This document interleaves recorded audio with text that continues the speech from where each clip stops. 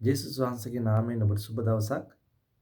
සුදු ලෝක්තුමාගේ සුවිශේෂයේ 15 වෙනි පරිච්ඡේදයේ 4 වෙනි පදයේ ඉඳලා 7 වෙනි පදේ වෙනකන් ඔයගොල්ලෝ කියවල බැලුවොත් ඒකේ තියෙන ලස්සන කතාවක්.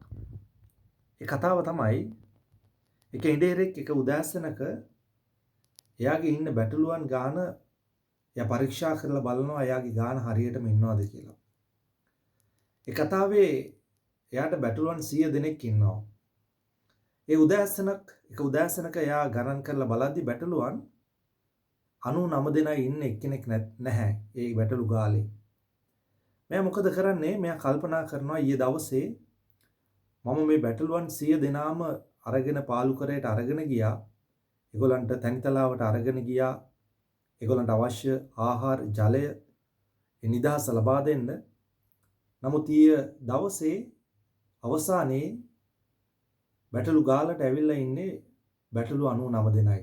එයා දැනගන්නවා එක බැටළුවෙක් අනිවාර්යෙන් ඊයේ දවසේ ඇතුළත ඊයේ දවසේ නැති වෙලා කියලා. මොකද කරන්නේ මෙයා මේ අනිත් බැටළුවන් 99 දෙනාම තියලා ඒ බැටළුවව හොයන්න යන්න තීරණය කරනවා.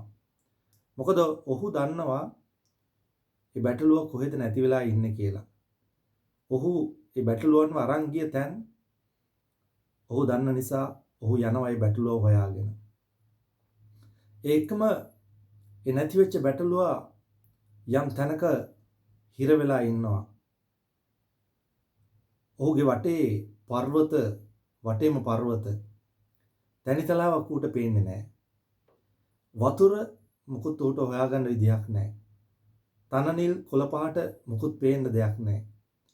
අමුතු සද්ද භයංකාර සත්තුන්ගේ හඬ ශබ්ද ඌට ඇහෙනවා.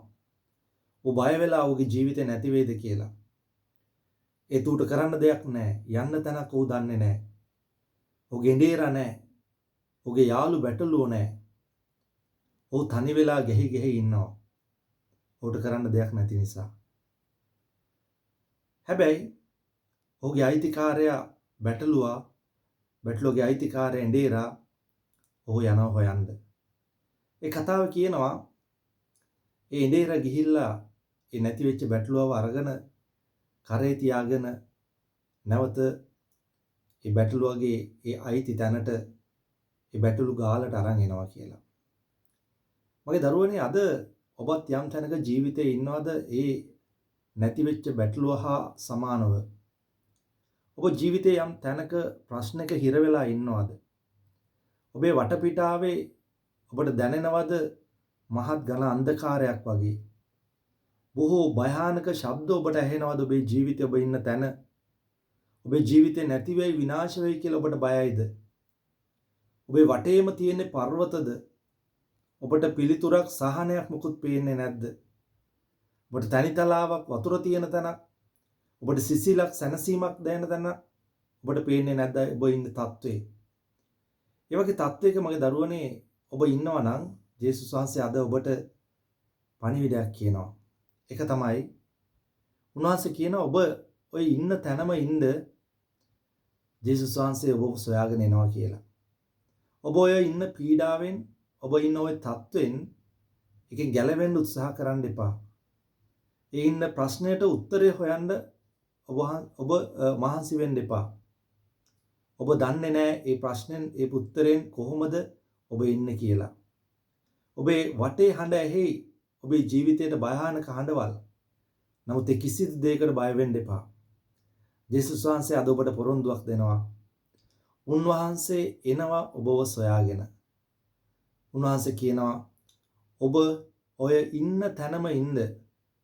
මම ඔබට ආදරෙන් නිසා මං ඔබව සොයාගෙන එනවා කියලා. ඒක නිසා ඔබ ඒ නැති වෙච්ච බැටළුව වගේ යම් තැනක ඉන්නවා නම් ඔබ ඉන්න තැනම ඉන්න. ඔබ ප්‍රීතියෙන් ඉන්න.